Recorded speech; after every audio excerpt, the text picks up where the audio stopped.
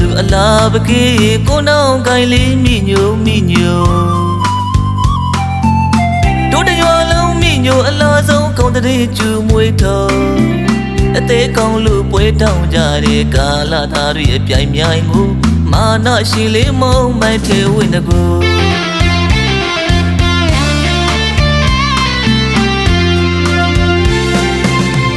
မတန်တလို့အမူအရာလေးပြလက်သုံးစကားလေးဆိုမျက်နှာပဲလှလှအထက်တန်းစားမှသူရွေးချင်မတဲ့ပြိုနှုံချတဲ့ရွာသားတယောက်ကိုမချစ်ဝေမှသူဆိုတနာကြိုက်သူကြီးမိညိုအလားကြိုက်သူကြီးမိညို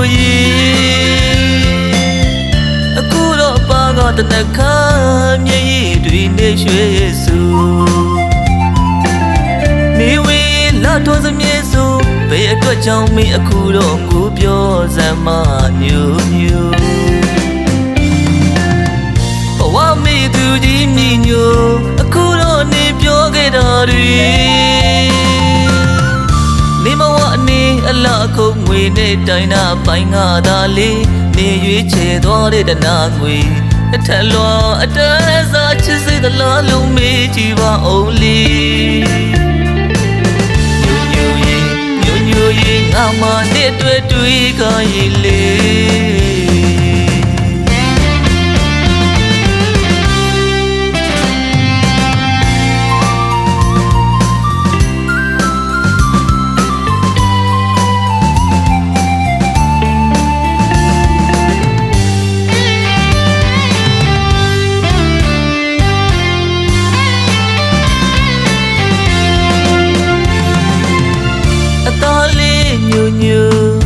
ရွာသူအလားပကေးကိုနောင်ကိုင်လေးမိညို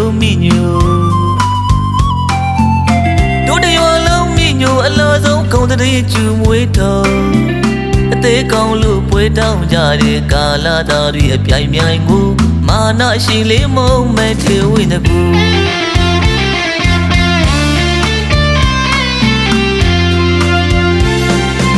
ဘသူမတန်တလို့အမူအရာလေးပြလက်သုံးစကားလေးဆို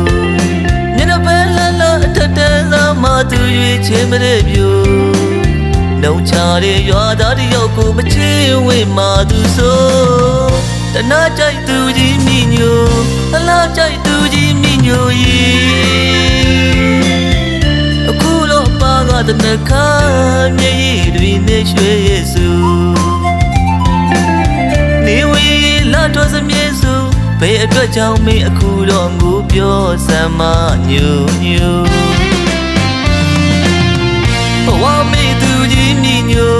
အခုတော့နေပြောခဲ့တော်တွေ